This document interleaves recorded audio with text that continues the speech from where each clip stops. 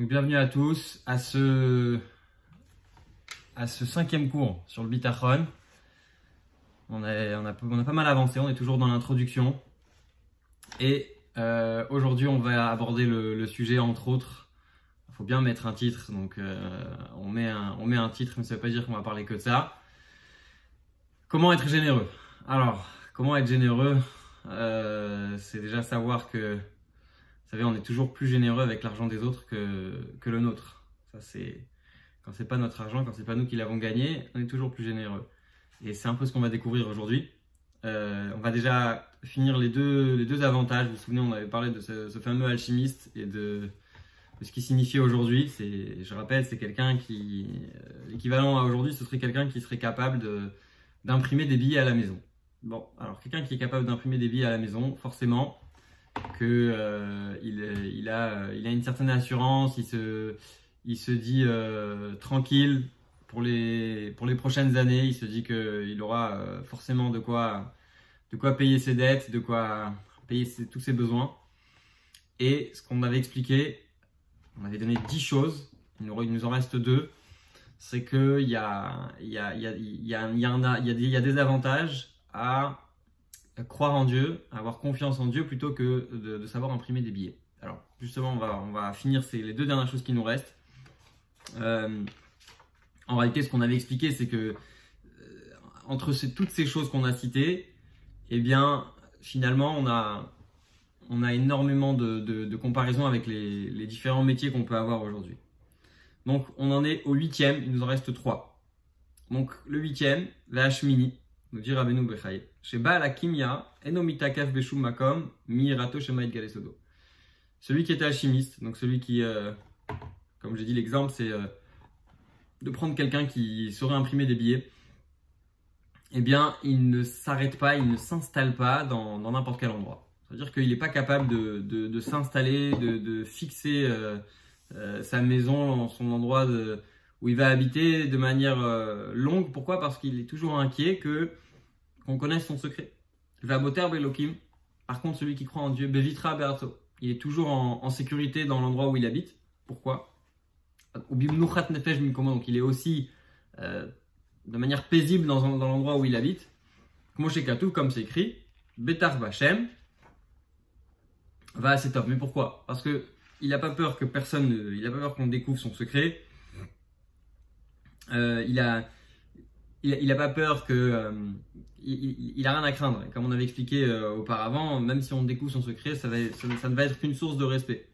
Comme c'est écrit, donc Betar Bachem va assez top, Shran Eretz Ure Emuna, que crois en Dieu et fais le bien, et tu pourras t'installer dans un endroit et tu pourras faire Ure Emuna, ça veut dire nourrir la Emuna. Ça veut dire, de manière générale, il sera plus tranquille. Tzadikim Irshu Haaretz Vishkenu La'ad Alea, c'est aussi écrit que les tzadikim, ils vont hériter de la terre et pouvoir s'installer à jamais dessus. Alors, de manière générale, quand on entend ce pasouk, ça fait référence au Gan Eden.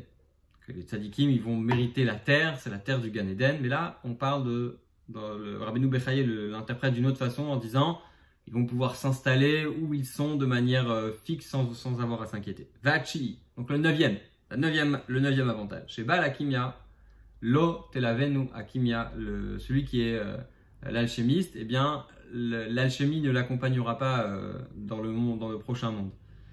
Vous vous rappelez l'histoire des chaussettes? On avait raconté dans l'un des cours, elle est très à propos ici. On n'emporte rien dans le monde futur. Velo yasigba olam hazeh zulat habitachon. Donc la seule chose que ça peut apporter, l'alchimie, c'est le fait que on va s'écarter de minha riche. Alors c'est marrant parce que riche en hébreu, ça veut dire la pauvreté. Ça nous écarte de la pauvreté. Vous savez, en hébreu on dit ani, c'est dans Télim, ani varash. Ani ça veut dire un pauvre, varash c'est aussi une sorte de pauvre. Vatsorech livnei adam, c'est la seule chose que ça lui apporte, c'est dans ce monde le fait de ne pas avoir besoin de personne. Vaboter vachem. Par contre, celui qui croit en Dieu, yelavenu gmul bitrono baolam hazeh. Il va avoir déjà le remboursement de sa confiance en Dieu dans ce monde-ci. Vela olam haba, mais également aussi dans le monde futur.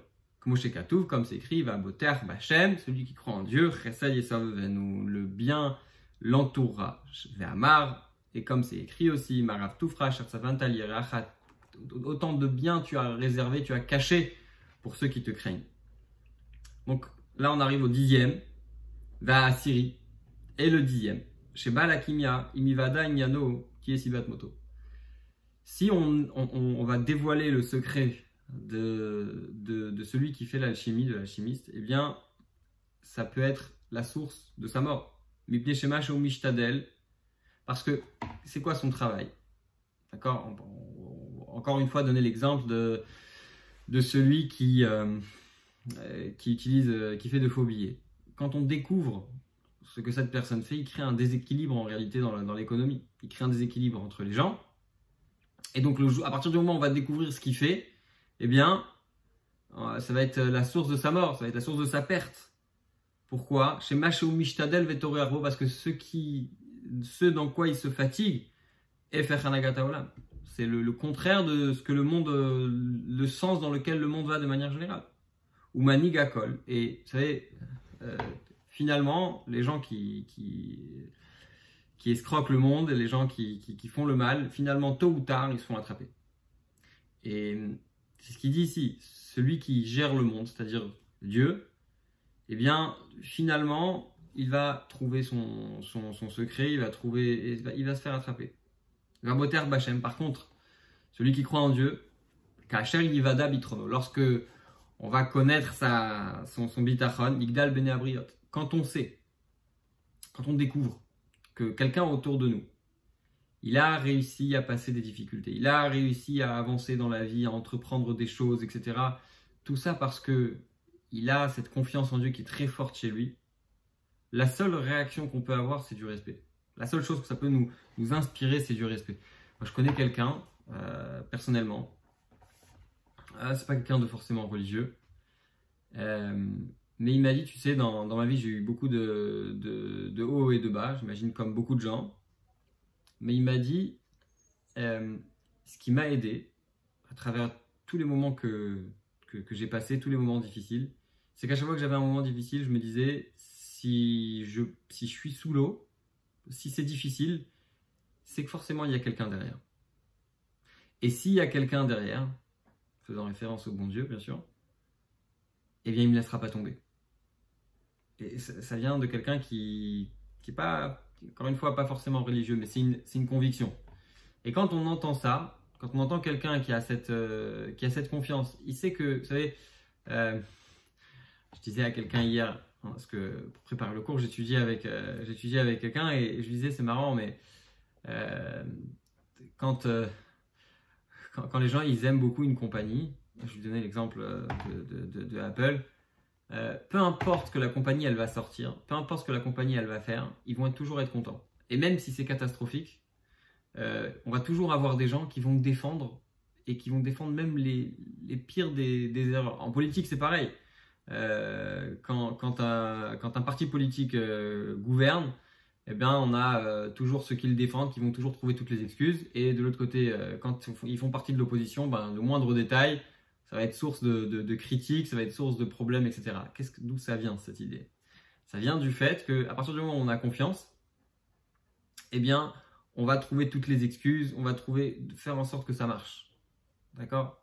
Et ma femme, elle m'a donné aussi un exemple, parce qu'elle a donné aussi un cours basé sur le bitachon la semaine dernière. Et elle m'a dit qu'il y a une de ses amies qui a donné l'exemple suivant. C'est l'histoire d'un homme qui est en calèche. Bon, c'est une histoire qui date. Et qui, sur son chemin, croise un vieil homme qui est en train de marcher. Alors il s'arrête et lui demande où il va. Il lui dit je vais dans la direction de telle ville. Il dit très bien, c'est aussi ma direction, montez à l'intérieur. Et le vieil homme monte à l'intérieur. Bon, il y a quelques minutes qui passent. À un moment donné, il se retourne pour voir si c'est bien installé. Le cocher, celui qui conduisait la calèche, il se retourne pour voir si c'est bien installé, si tout va bien, etc.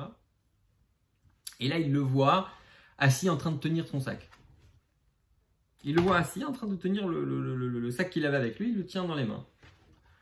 Et il lui dit, mais je comprends pas pourquoi vous tenez votre sac. Et il lui dit, écoutez, vous avez déjà été très gentil de m'accepter dans votre calèche. Je ne veux pas trop peser sur les chevaux. En d'autres mots, il voulait porter son sac pour ne pas être trop lourd sur la charge générale de la calèche. Tout le monde comprend que c'est complètement débile, mais c'est un peu ce qu'on fait de manière générale. Ça veut dire que on a confiance en Dieu, on croit en Dieu, d'accord? Comme on a expliqué déjà plusieurs fois, l'aïmouna c'est ce que chacun a, c'est théorique, mais le bitachon c'est pratique. C'est-à-dire qu'on est conscient que Dieu il est là, etc. Mais dans certains domaines de notre vie, on dit au bon Dieu, non, t'inquiète pas, c'est moi qui vais m'occuper de comment gagner de l'argent, c'est moi qui vais m'occuper de comment...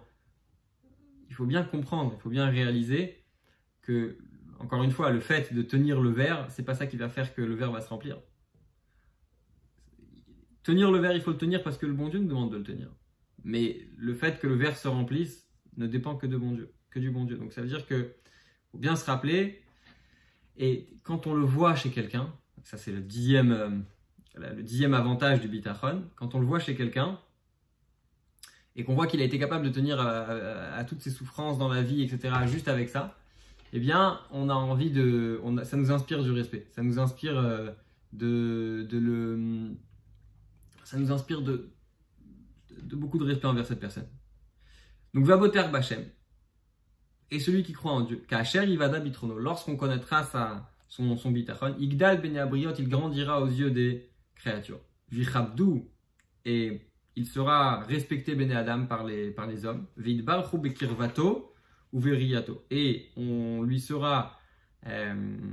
sera béni en s'approchant de lui et en le voyant. Donc on parle de quelqu'un qui est vraiment convaincu de cette confiance à 200%. Veillez Gorem les Takanatiro. Et il sera à la cause de la réparation de sa ville. Velitrot Apgaim Merlan Shemekomo. Et de repousser les souffrances des gens de sa ville, comme chez Katou, Betzadik et Sadolam, comme c'est écrit qu'un tzaddik fait tenir le monde.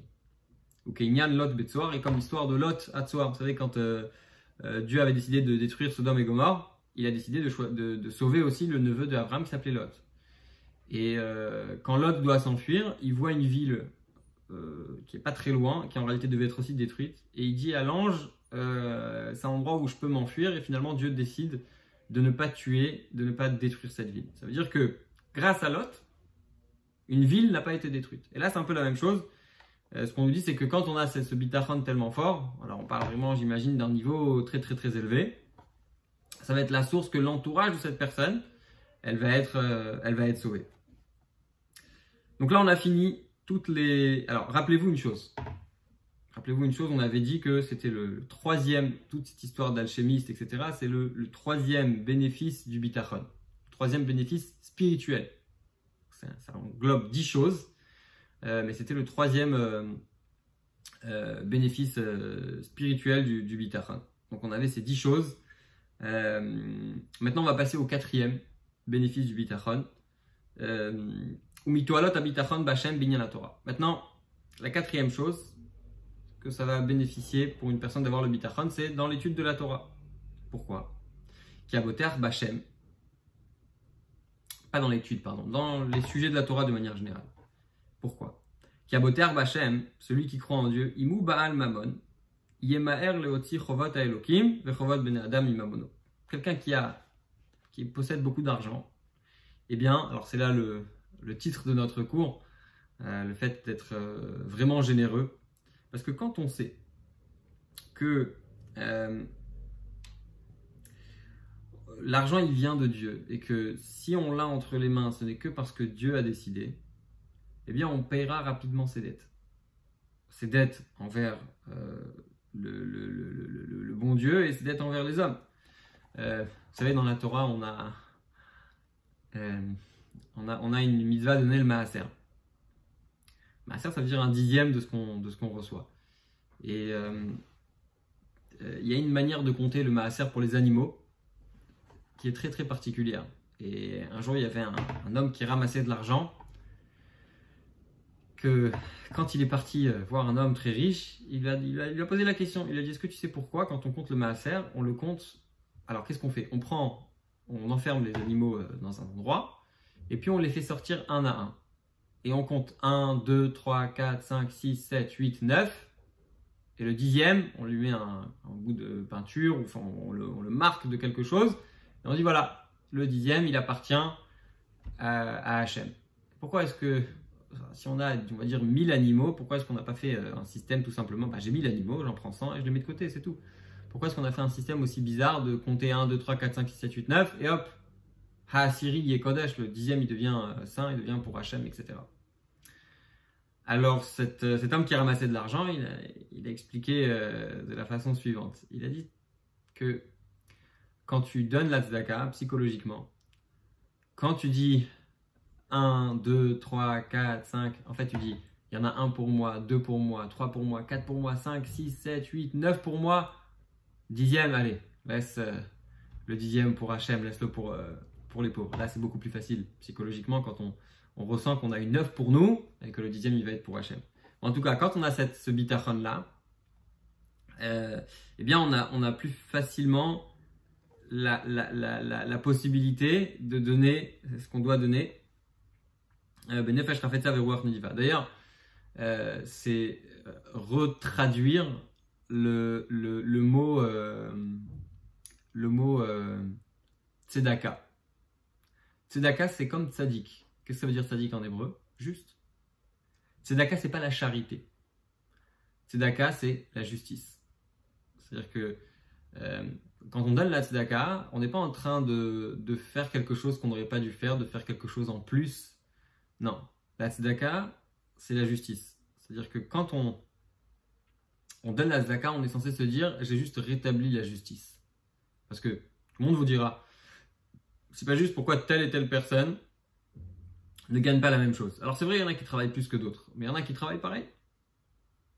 Mais en réalité, quand Dieu nous a fait ce cadeau de gagner un peu plus que les autres, eh bien, c'est justement pour pouvoir l'utiliser, pour pouvoir faire la justice. Et c'est pour ça que tzedaka, ça veut dire justice, ça ne veut pas dire charité. C'est juste une idée à garder en tête. Veimenenu ba'al mamon. Alors, bon, c'est bien, ça marche bien si on a de l'argent. Mais si quelqu'un n'a pas d'argent, alors à quoi ça sert d'avoir le bitachon? Avant d'aborder ce qu'on va dire ici, parce que l'idée elle paraît un peu difficile à avaler, j'aimerais partager avec vous la réflexion suivante. De manière générale, dans le monde dans lequel on vit, tout ce qui a l'air bien n'est pas forcément bien. Mais tout ce qui a l'air mal n'est pas forcément mal. Je m'explique. Quand on voit un hamburger, ça a l'air très bon. Et quand on le voit instinctivement, on en a envie. Mais on sait que c'est pas bon. On sait au fond de nous que c'est pas bon. La même chose pour un beau gâteau. Ça a l'air très bon, ça a l'air très appétissant, mais en fait c'est pas bon. Et en fait c'est mauvais, c'est même mauvais pour nous.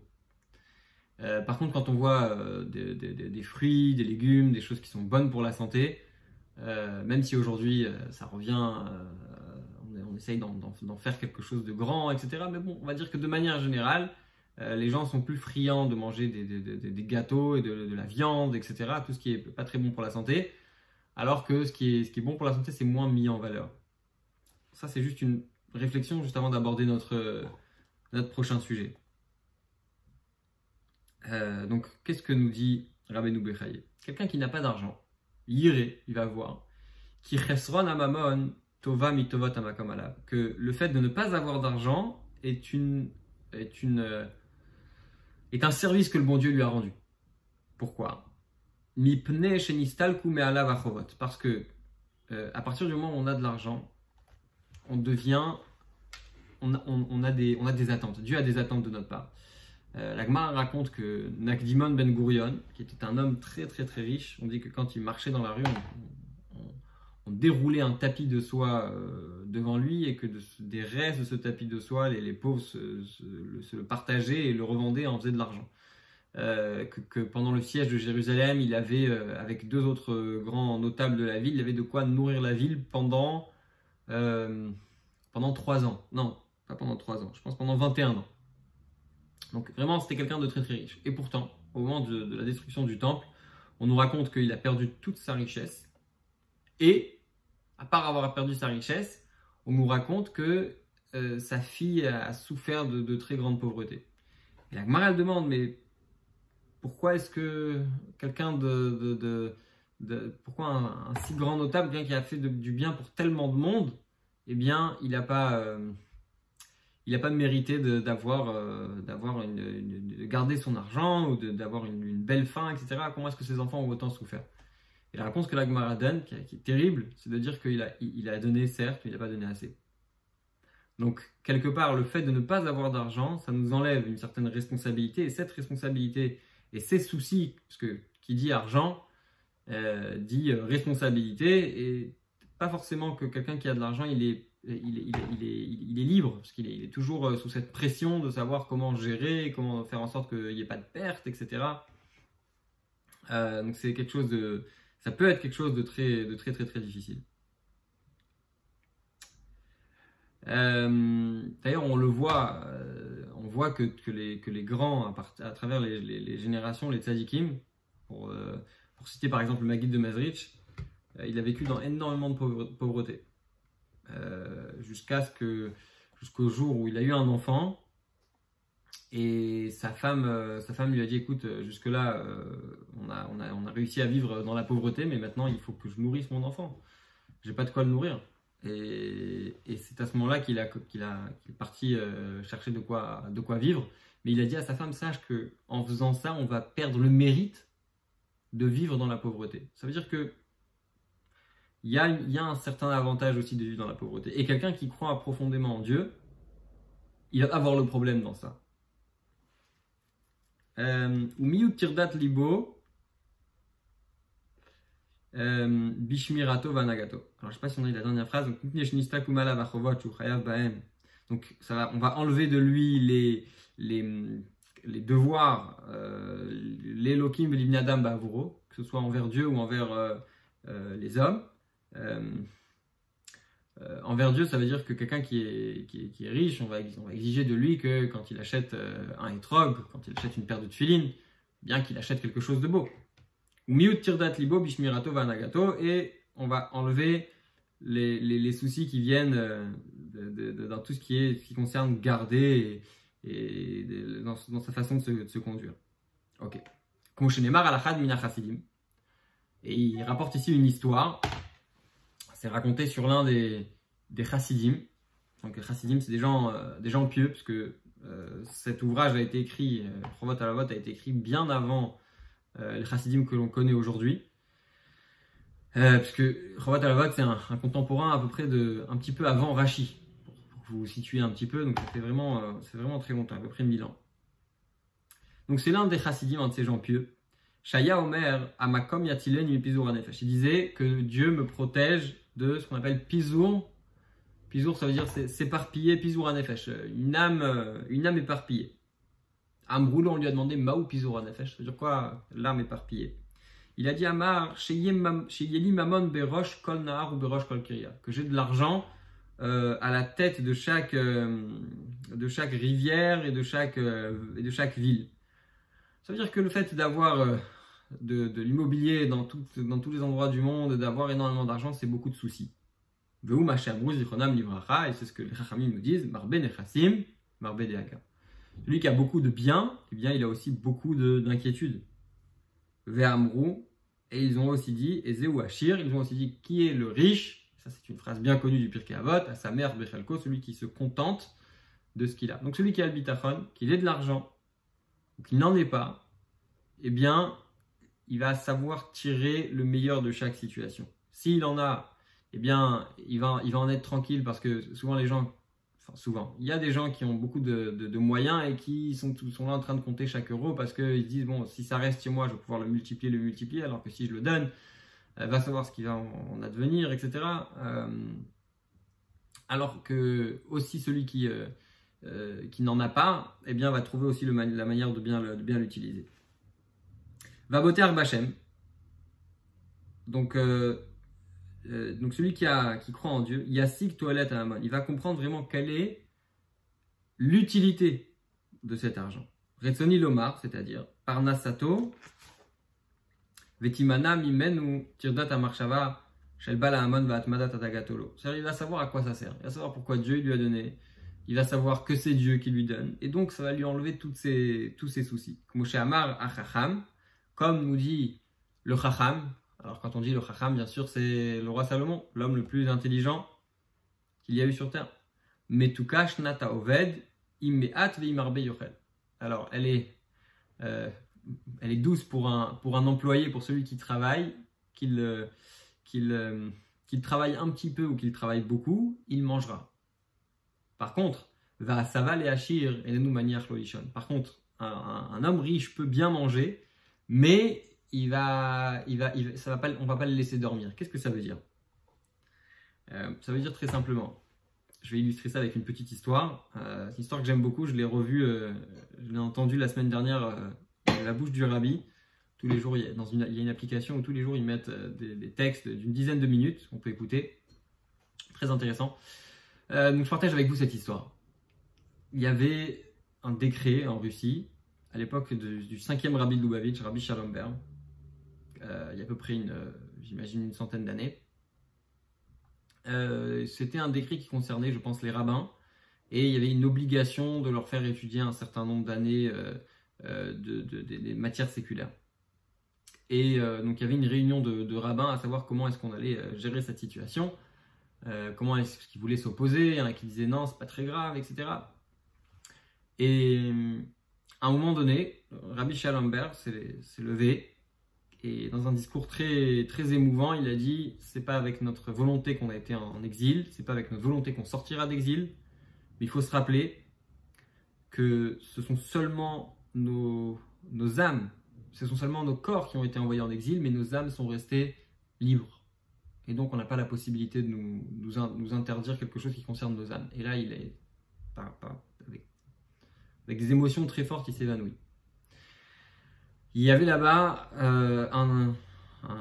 aussi un grand maître, le Rav Chaim de Brisk, quelqu'un de très connu, quelqu'un de très brillant, de très très intelligent, qui a aussi apporté énormément dans le monde de la Torah, qui était aussi très proche du Rabbi Rachab. Il est parti le voir, il lui a dit écoutez, après qu'il soit remis de ses émotions, il lui a dit écoutez, il faut laisser le bon Dieu faire les choses. Nous, on a fait ce qu'on devait faire.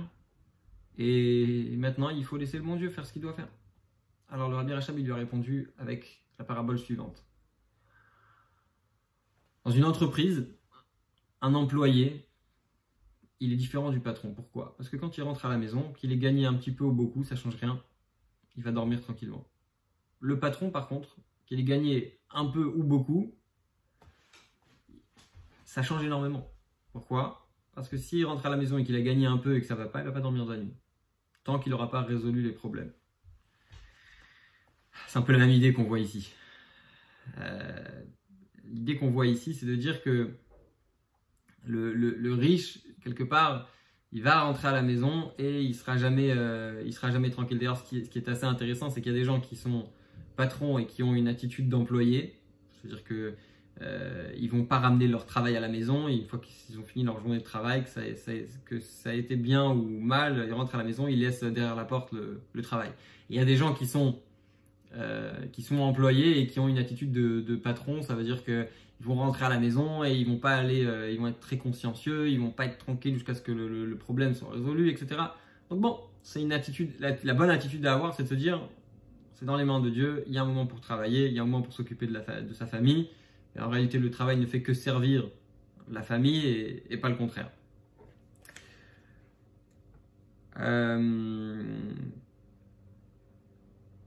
Ok, je pense que on va s'arrêter là et on reprendra la semaine prochaine le 5e bénéfice du Bitachon. Je vous remercie à tous d'avoir suivi et je vous dis à la semaine prochaine pour le prochain cours.